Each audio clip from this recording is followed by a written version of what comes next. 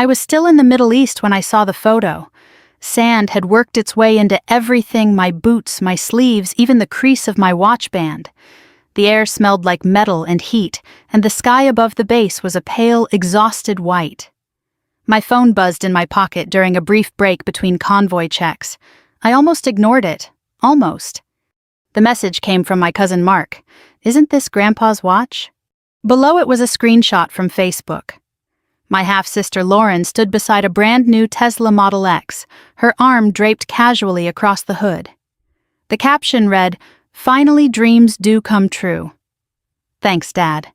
On her wrist, faint but unmistakable, was the reflection of sunlight off the polished chrome dealership signage. And in the comments someone had written, "Didn't your grandfather have a watch just like that?" My stomach dropped before my mind caught up. I zoomed in. The angle wasn't perfect, but I didn't need it to be. I knew that watch the way you know the sound of someone you love walking into a room. Grandpa's watch was gone, and my father had turned it into a Tesla. I stared at the screen until the letters blurred. The desert wind rattled a loose sheet of metal somewhere behind me, a hollow, clanging rhythm that sounded like something breaking apart. I didn't realize I'd stopped breathing until one of the younger soldiers beside me asked if I was okay. I told him I just needed water. That wasn't true. What I needed was to be 7,000 miles away from where I was standing. I scrolled again, slower this time. Lauren looked radiant, perfectly posed. Her hair curled, her smile wide and confident. She had always smiled like that when she felt she had won something. The Tesla gleamed behind her doors, slightly open like wings. The kind of car that announces itself. The kind of purchase that doesn't happen quietly. I checked the timestamp, posted 2 hours earlier. 2 hours. I did the math automatically. The auction house, the watch, the appraisal. The number I remembered from the paperwork. It matched almost perfectly with the price of a used Model X. My father hadn't just sold it. He had converted memory into machinery, legacy into leather seats. I called him, straight to voicemail. I tried again, same result. The heat pressed against my back like a hand. Somewhere nearby, someone laughed. The sound felt wrong, like hearing music at a funeral. I typed a message and erased it. Typed another and erased that too. There were 1,000 things I could say, none of them steady enough to send. Instead, I opened the old photo saved in my phone. Grandpa sitting in his worn armchair, the watch on his wrist, sunlight cutting across the glass. He had given it to me the day before he died. I remembered how heavy it felt when he placed it in my palm, not just in weight, but in meaning. "Your father won't understand this," he had said quietly, "but you will. You always did." I had laughed, then told him I wasn't ready for something so valuable. He shook his head. "It's not valuable because of money. It's valuable because it survived. Like you." Back then, my father had stood in the doorway, arms crossed, expression unreadable. He didn't say anything. He didn't need to. I knew he didn't approve. To him it was just an antique. Something to ensure, something to sell if necessary. The bass loudspeaker crackled overhead, announcing the next briefing. I slipped the phone into my pocket, but my thoughts stayed behind with the photo. The rest of the afternoon passed in fragments, checklists, coordinates, instructions. My body moved automatically. My mind replayed the same image, Lauren smiling beside the Tesla. That evening I finally got a reply from Mark. "I heard your dad sold something recently. Big auction. Thought you should know." I sat on the narrow bunk in my quarters, staring at the message. The air conditioner hummed weakly, barely cutting through the lingering heat. My roommate was out on shift, leaving the room silent except for the mechanical drone. I called home again. This time my father answered. His voice sounded tired, distant. "I can't talk long." "You sold Grandpa's watch." A pause, just long enough to confirm everything. "Yes." No apology, no explanation, just one syllable. "That wasn't yours to sell. It was in my possession." "That's not the same thing." He sighed, the sound sharp, irritated. "It's just a watch." I closed my eyes. The words hit harder than I expected. It wasn't just a watch. "You're deployed. You weren't using it. Lauren needed help." Needed. The word hung there like a verdict. "So you sold it." I made a decision. I pictured Lauren's smile again. "You bought her a Tesla." Another pause. She deserved something good. The quiet between us stretched. The air felt thinner. I realized then that he didn't understand not the watch, not what it meant, not what he had taken. "I'm coming home," I said finally. "You don't need to. I'm coming home." He didn't argue after that. He just said, "Do what you want," and ended the call. I sat there for a long time, the phone still in my hand. Outside, the desert night settled in, bringing a brief, fragile coolness. I opened my laptop and checked the earliest flight I could request after my rotation. My fingers moved quickly, almost calmly. Logistics had always been easier than emotions. Before I shut the screen, I looked once more at the Facebook photo. Lauren had added another comment. "Best surprise ever. Love you, Dad." I stared at that sentence until it felt like something carved into stone. Then I closed the laptop and leaned back against the wall. Somewhere deep inside, beneath the anger and the disbelief, something steadier formed. Not rage, not yet. Something quieter, something patient. Grandpa used to say that time reveals everything. I didn't have the watch anymore, but I still had time, and I was going to use it. I landed in Seattle 3 days later, the gray sky hanging low like a lid over the city. The air smelled of rain and pine, so different from the dry metallic heat I had left behind that morning. Everything felt quieter here, slower, as if the world had softened in my absence. But inside me nothing had softened. The image of the Tesla sat in my mind like a fixed point I couldn't look away from. My duffel bag felt heavier than usual as I stepped outside the terminal. I hadn't told my father I was coming. I hadn't told anyone. Part of me wanted to see things exactly as they were, without warning, without time for anyone to rearrange the truth. I rented the first car available and drove north, watching the familiar highway unfold. Evergreen trees blurred past their dark branches, dripping from the morning rain. I remembered driving this road with Grandpa years ago, his hand resting on the wheel, the watch glinting in the filtered sunlight. By the time I reached the neighborhood, the clouds had thinned into pale streaks. My father's house looked unchanged, same faded siding, same carefully trimmed lawn. But parked in the driveway was something that didn't belong to that house at all. The Tesla sat there like a polished intruder, black paint reflecting the overcast sky. It looked larger in person, more deliberate. A statement, not just a vehicle. Lauren stood beside it, her phone held up as she took another photo. She wore sunglasses even though the sun barely showed. Her smile widened when she noticed me. "You're back already," she said, lowering the phone.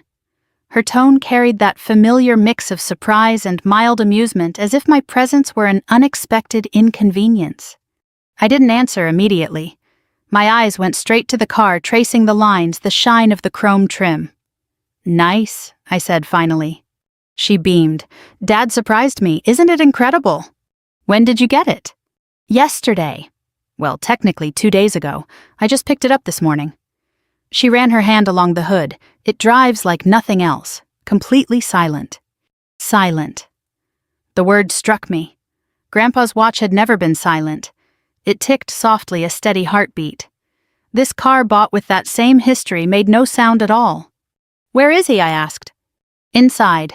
He's resting. You know how he is lately." She studied me. "You look tired." "Deployment." I nodded. I called him.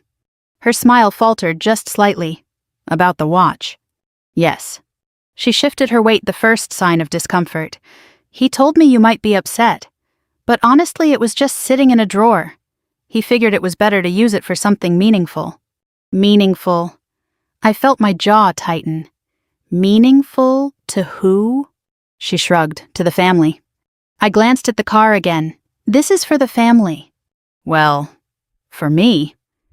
"But I am family." Her tone sharpened. "Look, I know you were attached to it. But you weren't even here." Dad made a practical decision. I wanted to tell her what Grandpa had said, what the watch meant, how he had chosen me deliberately. But I stopped. She wouldn't understand. She never had. To her, value was measured in newness, in visible upgrades, in things that announced themselves. The watch had been quiet, personal, invisible, unless you knew where to look. I walked past her and up the front steps. The door opened before I knocked. My father stood there, thinner than I remembered, his shoulders slightly hunched. His expression didn't change much when he saw me, but his eyes lingered, searching. "You came," he said. "I told you I would." He stepped aside. "Come in." The house smelled faintly of coffee and old wood. Everything looked the same: the framed photos, the worn couch, the clock on the wall. But the space felt altered, as if something essential had been removed. I realized I was looking toward the hallway table where the watch box used to sit. The spot was empty. We sat across from each other at the kitchen table. Lauren hovered in the doorway, arms crossed, listening. "You didn't need to fly back for this," my father said quietly. "I did." I kept my voice even. "Why didn't you tell me before you sold it?" He folded his hands. "Because you would have said no." "That's because it wasn't yours." "It was in my house." "That doesn't make it yours." Lauren exhaled sharply. "This is ridiculous. It was just an old watch." I looked at her. "You're driving it." She didn't answer. My father leaned back in his chair. "Lauren needed help. Her old car died. She's trying to get ahead. I wanted to support her. And selling Grandpa's watch was the only way." It was the easiest way. The simplicity of that sentence cut deeper than any argument. The easiest way. Years of history reduced to convenience. I stood slowly. "Where did you sell it?" He hesitated. "Auction house downtown." "Did you keep the paperwork?" "In the study." I nodded. "I want to see it." Lauren's voice rose. "Why, it's done. You can't undo it." I met her eyes. "Maybe not, but I want to understand it." My father watched me carefully, then gestured toward the hallway. "It's in the top drawer." I walked down the corridor, each step echoing softly. The study smelled faintly of dust and paper. I opened the drawer and found the folder immediately. The auction receipt lay on top, the number printed clearly. My chest tightened. It was exactly what I expected, almost identical to the price of the Tesla. I closed the folder and carried it back to the kitchen. Neither of them spoke as I set it on the table. "So that's it," I said. "You turned Grandpa's watch into this." Lauren lifted her chin. "Dad helped me. That's what matters." I looked at my father. "Does it?" He didn't answer right away. His gaze shifted from me to the folder, then to the window. Outside, the Tesla reflected the dim afternoon light. Finally, he said, "What's done is done." I studied his face. There was something there, fatigue maybe, or something more complicated. I couldn't tell yet. But I knew this conversation wasn't finished, not even close. I closed the folder and slid it toward him. "Then we should talk about what comes next." The rain started again just after sunset, tapping softly against the windows like someone trying not to be heard. I stayed in the house that night, not because I wanted to, but because leaving felt like surrendering the ground too early. Lauren had gone out to test drive her Tesla, she said, though the keys never left her hand. My father moved slowly through the kitchen, reheating leftovers. Neither of us really ate. The quiet between us wasn't hostile. It was heavier than that, like something waiting to be named. Later, I sat in the living room while he lowered himself into his usual chair. The lamp beside him cast a warm circle of light, softening the lines in his face. For a moment, he looked older than I had ever seen him. Not weak, just worn, as if time had finally caught up with him all at once.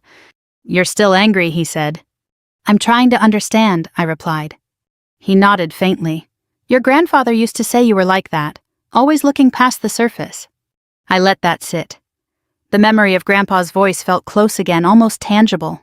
"Why now?" I asked. "Why sell it while I was deployed?" He exhaled slowly. "Because you weren't here to argue." The honesty surprised me. It wasn't cruel, just blunt. That was always his way: decisions made quickly, explanations offered afterward, if at all. "You knew what it meant to me." "Yes." "And you still did it." "Yes." The repetition stripped the conversation down to something bare and uncomfortable. I leaned forward. "You've always chosen her." He didn't respond right away. The rain grew louder, filling the silence. When he finally spoke, his voice was quieter. "Lauren needed stability." "So did I." "You had the military." The words landed with an unexpected sting. To him, my service had always been a form of independence, proof that I didn't need him. Maybe that was part of it. Maybe he thought I could absorb the loss more easily. "She's not the only one who needed support," I said. He looked at me, then really looked. "You never asked."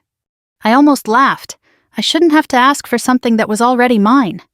He rubbed his temple, the gesture tired. You think this was about favoritism? It wasn't. What was it about? He hesitated, timing. The answer made no sense. I studied him, searching for more, but he leaned back, closing himself off. The conversation stalled like a car stuck in mud. Headlights flashed across the wall as Lauren returned. The sound of the Tesla door closing carried through the quiet house, soft, almost whispering. She entered a moment later, cheeks flushed with excitement. You should see it at night, she said, tossing her keys onto the counter. The interior lighting is incredible. It's like driving a spaceship. Neither of us responded. She glanced between us, reading the tension instantly. You're still on this, she asked. It's not going away, I said. She sighed dramatically. Look, I get that you're sentimental. But Dad made a practical choice. You weren't even using it. I didn't need to use it. Then what was the point of keeping it locked away? The point was that it mattered. She shook her head. You always do this, turn everything into some emotional test. It's just an object. I felt the familiar distance between us widen. Lauren had always lived in the present in visible success. She valued momentum, upgrades, forward motion. The past meant little unless it could be displayed. My father watched us quietly, his expression unreadable. I'm going to see you tomorrow, I said to him. He frowned slightly. See me? At the nursing home. Lauren blinked. Why would you do that? He's not moving in there permanently. I know, but that's where your doctor wants you monitored, right? I said, turning back to him. He nodded slowly, just for a few days. Then I'll come there. Lauren looked confused. You're making this way bigger than it needs to be. Maybe, I said calmly, or maybe it's already bigger. She rolled her eyes and headed upstairs. The sound of her footsteps faded, leaving the room quiet again. My father leaned forward, elbows on his knees. You don't have to do this. I do. For what?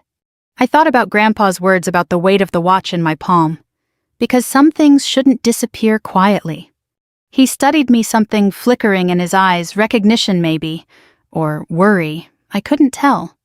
Tomorrow then, he said finally. I nodded. Outside the rain eased, leaving the air still. The house felt suspended between two moments, like the pause before a clock ticks forward. I didn't sleep much that night. I kept replaying the conversation, the strange emphasis he had placed on timing. It felt deliberate, though I couldn't see why. By morning, the sky had cleared, pale sunlight filtering through the clouds. I drove to the nursing home alone, the roads damp and shining. The building stood quiet at the edge of town, its windows reflecting the soft morning light. I parked and sat for a moment, watching people move slowly inside. Nurses, visitors, residents walking carefully along the hallways. The stillness of the place contrasted sharply with the chaos in my head. When I entered, the receptionist smiled politely and directed me down the corridor. My father's room was near the end. The door stood slightly open. He sat by the window, reading, his posture relaxed. You found the place, he said, without looking up. I always do. I stepped inside. The room smelled faintly of disinfectant and coffee. A small table stood between us, bare except for his phone. You didn't need to come, he repeated. I wanted to. He closed the book and set it aside, still about the watch. Yes. He nodded slowly as if he had expected nothing else. Then say what you came to say. I took a breath. You sold Grandpa's watch while I was deployed. You gave the money to Lauren. I came here because I want to understand why you chose that moment. He watched me carefully. The silence stretched. Then, without answering, he picked up his phone. His fingers moved, deliberately dialing a number from memory. He waited, listening. It's time, he said into the receiver. I think they should meet you. He ended the call and placed the phone back on the table. I stared at him. Who was that? My lawyer, he replied quietly. The words landed like something shifting beneath my feet.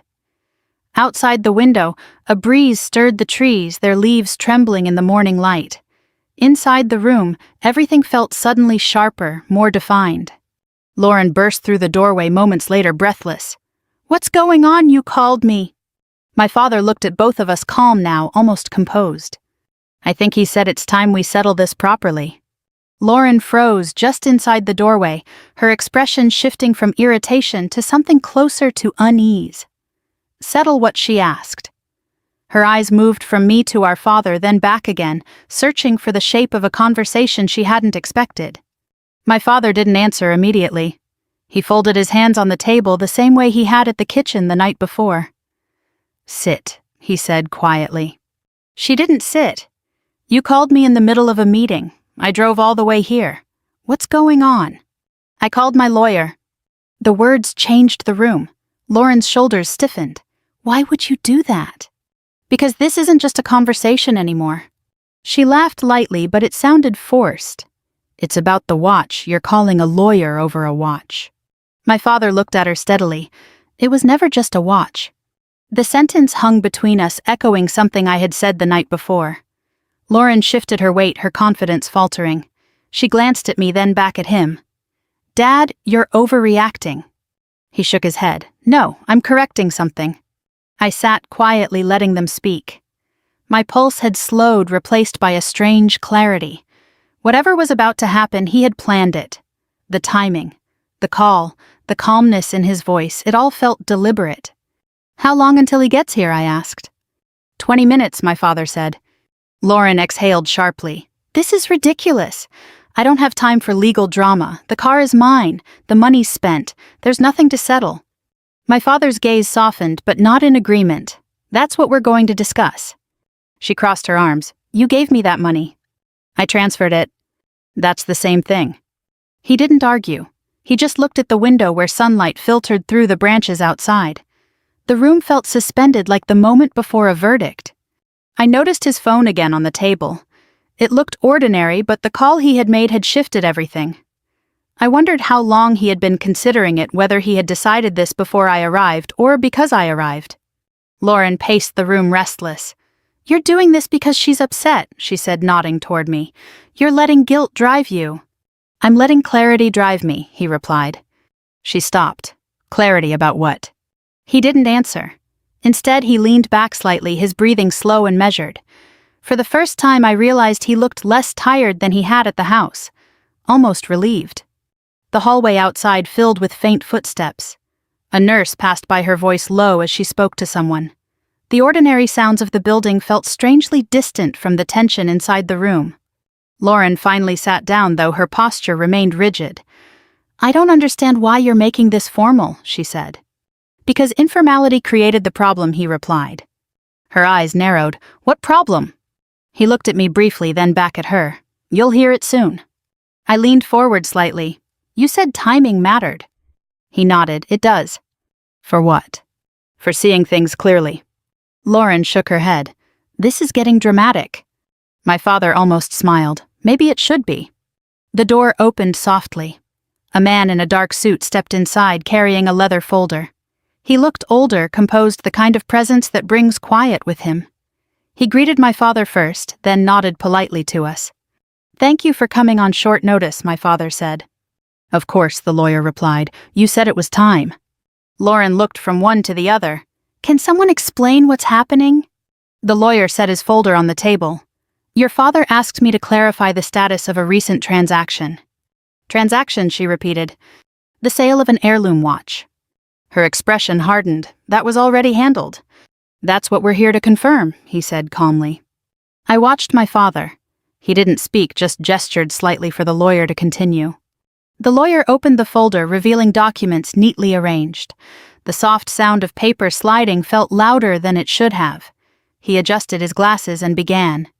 "The watch in question was originally transferred through inheritance to," he glanced at the page, "your daughter." He nodded toward me. Lauren leaned forward. "But Dad had it." "Possession and ownership are not the same," the lawyer said gently.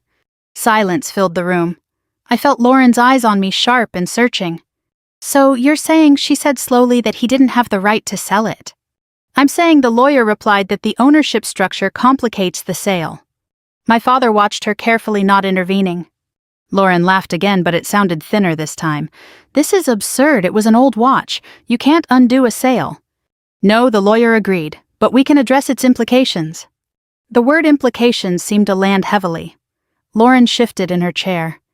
"What implications?" she asked. The lawyer closed the folder gently.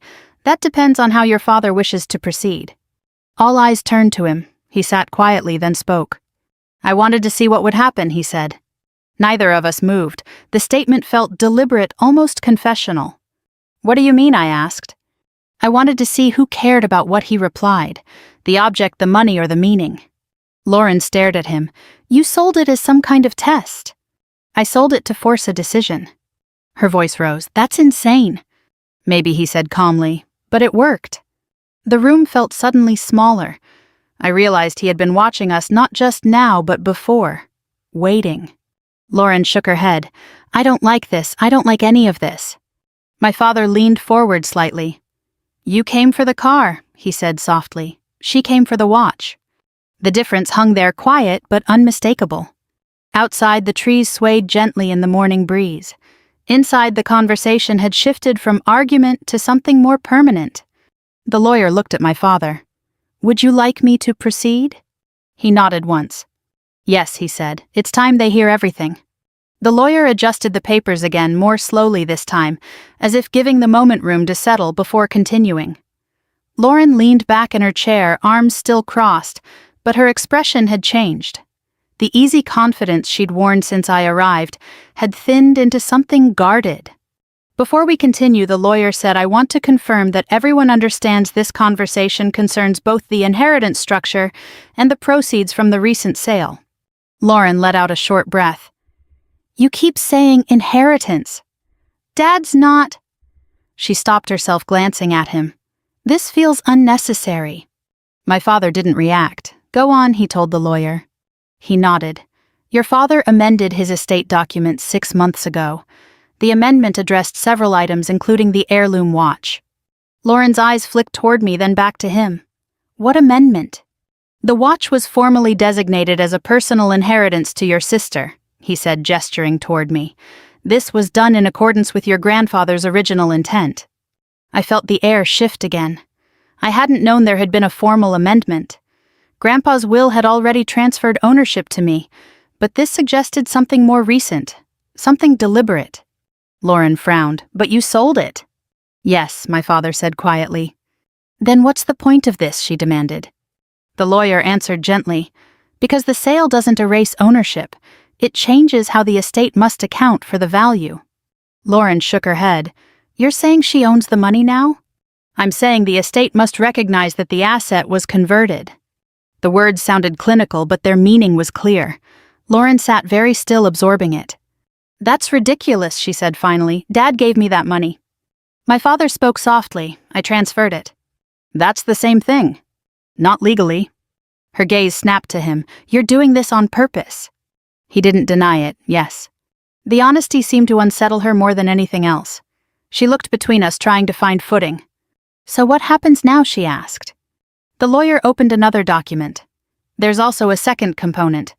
Your father requested a conditional clause tied to the distribution of the remaining estate. Lauren leaned forward again. Conditional?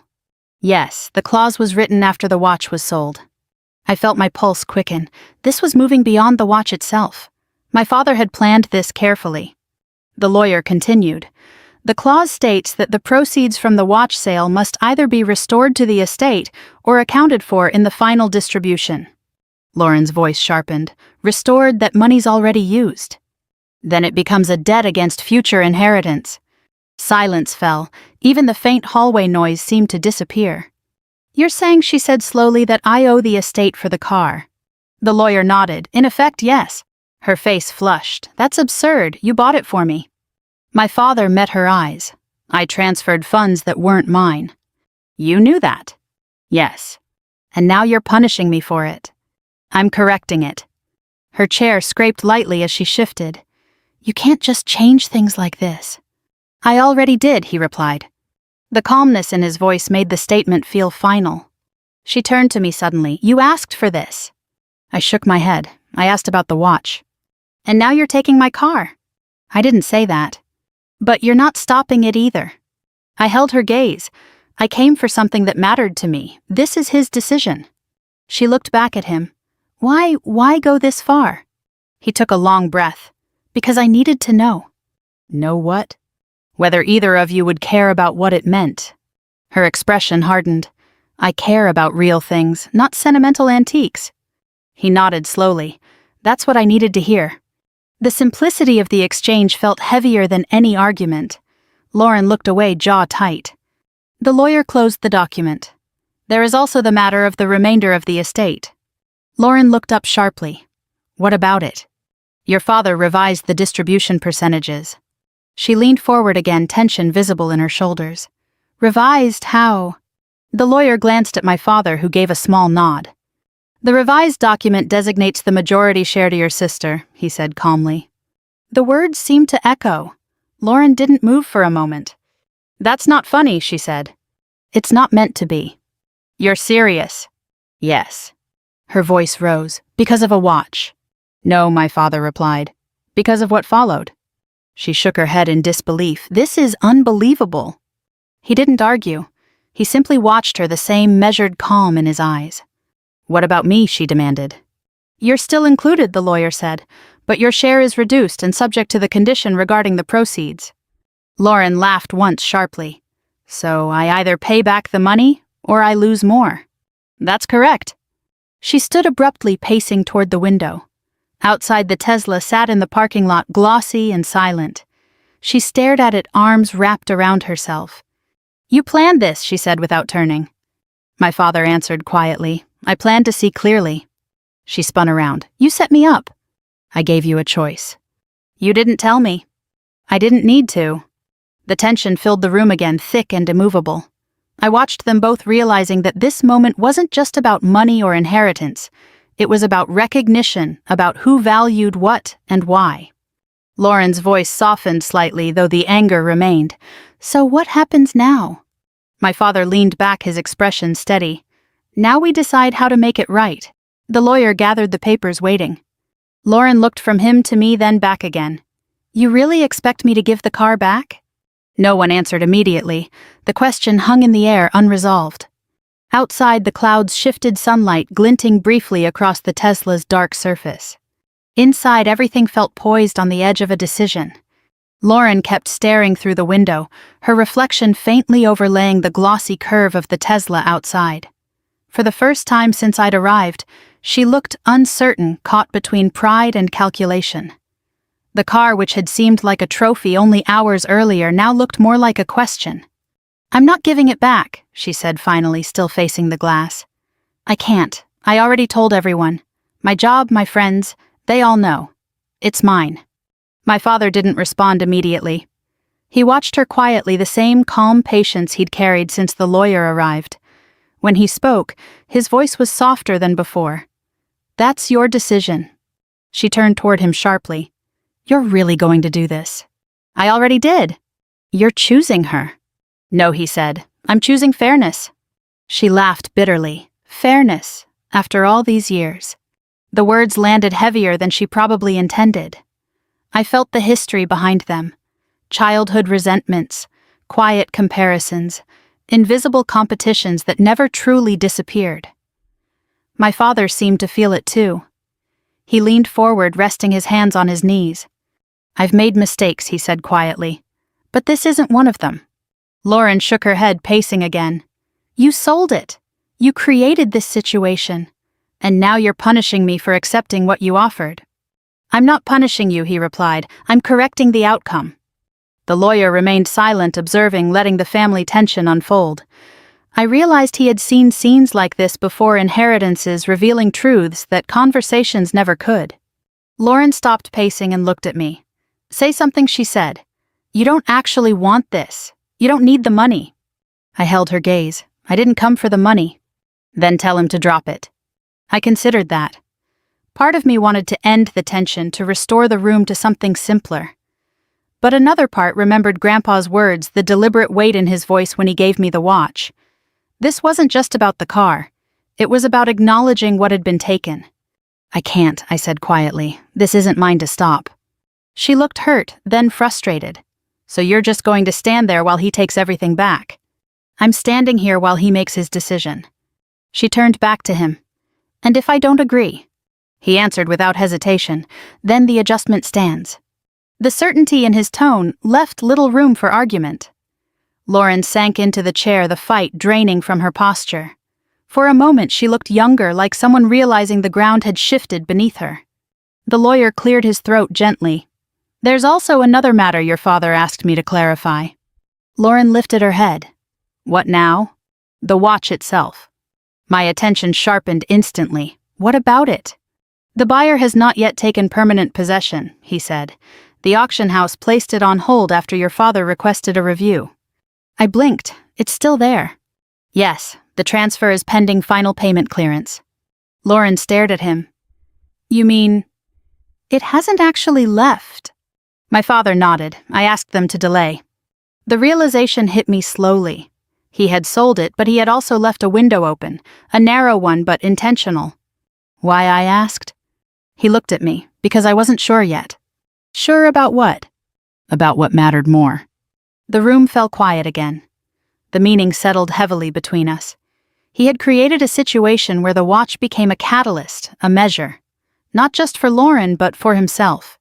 The lawyer continued. If the estate reimburses the auction house, the watch can be returned. Lauren exhaled sharply. You're serious? Yes. She looked at me. You'd rather have that old watch than let this go? Yes, I said simply. She shook her head. I don't understand you. I know. My father leaned back, his expression softening. Your grandfather always said she valued time differently. Lauren's eyes flicked between us. So what happens if the watch comes back? The lawyer answered. The estate records will be adjusted accordingly. The proceeds would no longer count as distributed. And the car, she asked. That remains your responsibility. She stared at the floor, thinking. The silence stretched. I could almost hear the calculations' money-pride appearances. The Tesla outside glinted faintly in the sunlight, its polished surface reflecting the quiet room. Finally, she spoke. I can't afford to pay it back all at once. The lawyer nodded. There are structured options. My father watched her carefully. You don't have to decide today. She looked up. But the will stays changed. Yes. She let out a long breath. So either way, things are different now. He nodded. The weight of that settled over all of us. This wasn't just about the watch or the car anymore. It was about a shift in how we stood in relation to each other. Lauren glanced toward the window again. It was supposed to be a fresh start, she murmured.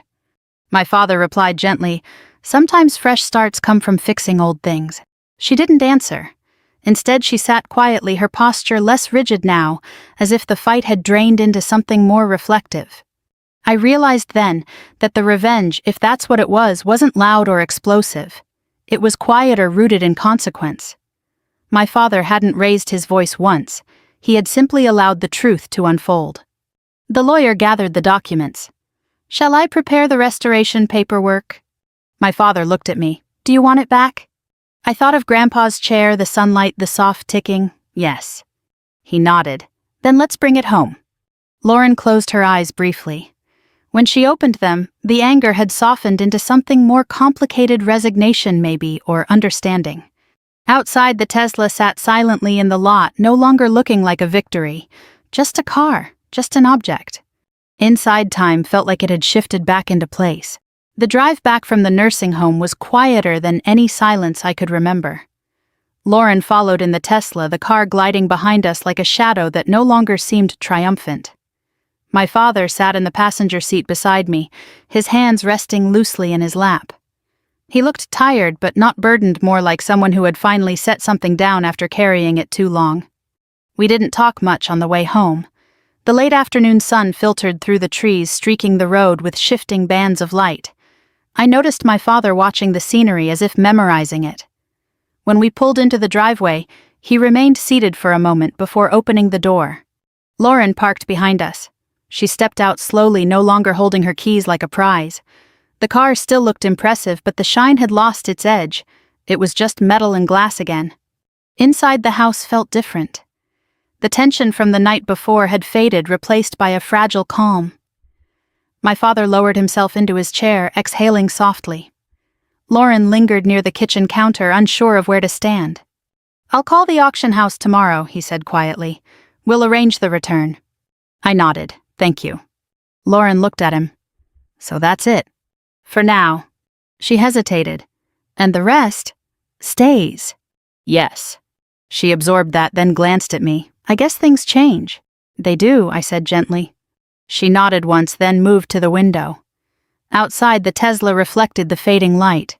She didn't look proud anymore, just thoughtful. The next morning passed slowly. My father spoke with the auction house, his voice steady, measured. I listened from the hallway, hearing fragments: confirmation, reimbursement, shipment. When he hung up, he turned to me. "It'll be ready for pickup tomorrow," he said. A strange relief moved through me, quiet but deep. "I'll go with you." He nodded. "I'd like that." Lauren remained mostly silent that day. She moved around the house carefully, as if unsure of her place in the new arrangement. Once she approached me while I was making coffee. "I didn't realize it meant that much," she said quietly. "I know." She looked down. "I thought it was just something old." "It was," I replied, "but it wasn't only that." She nodded, accepting the answer without argument. It felt like the first honest moment between us in years. The next afternoon, we drove together to the auction house downtown. The building smelled faintly of polished wood and paper. A representative greeted us and brought out a small velvet-lined box. When he opened it, the watch rested inside unchanged. The metal caught the light, the face calm and familiar. For a moment, no one spoke. My father reached for it first, lifting it carefully. He turned it over in his hand, studying the scratches, the worn edges. "Your grandfather wore this every day," he murmured. I nodded. He looked at me, then extended it. "It belongs with you." I took it gently. The weight felt exactly as I remembered, solid, steady. When I held it close, I could almost hear the faint ticking again. Lauren watched quietly from behind us. Her expression was unreadable but softer than before. We completed the paperwork and stepped back outside. The air felt cooler, the city quieter. My father walked slowly beside me. "I should have handled it differently," he said. "Yes. I thought forcing the situation would reveal things." "It did." He gave a faint smile, not always comfortably. "Nothing important is." We reached the car. He paused before getting in. "Your grandfather believed you understood time better than I did," he said. I looked at the watch in my hand. I think he meant understanding what lasts. He nodded as if that answered something. When we returned home, Lauren was already there. The Tesla sat in the driveway, but she wasn't near it. Instead, she stood on the porch waiting. "You got it back," she said. "Yes." She stepped aside as we entered. Her eyes followed the watch briefly, then moved away. "I've been thinking," she said quietly. "I'll work out the repayment. Slowly, but I will." My father nodded. "That's fair." She exhaled as if accepting the weight of the decision. "I don't want this hanging over everything." "It won't," he said gently. That evening we sat together in the living room. No arguments, no raised voices, just the soft hum of the lamp and the faint ticking from the watch now resting on my wrist. My father leaned back, closing his eyes for a moment. "I'm glad you came home," he said. "I'm glad I did too." Lauren looked at us both, then smiled faintly. "I guess Grandpa would have liked this ending." I thought about that. The quiet, the understanding, the return of something lost. I think he would. The sun faded, leaving the room warm and dim. I glanced at the watch again, feeling its steady rhythm. I had gone to the Middle East as a soldier, focused on missions and distance. I came home to something different, a reconciliation shaped not by anger but by consequence. Before the night ended, I stood and looked toward the window. The Tesla remained outside, no longer a symbol of victory or defeat, just part of the story. I turned back, my voice calm. If this story meant something to you, if you've ever seen family tested by time or choices that change everything, tell me where you're watching from. I read every comment, and your experiences shape the stories we share. We bring new ones every day, quiet truths and difficult moments. So subscribe if you want to keep walking this road with us. Sometimes the smallest objects carry the deepest meaning. Sometimes time gives us another chance. And sometimes coming home is the real inheritance.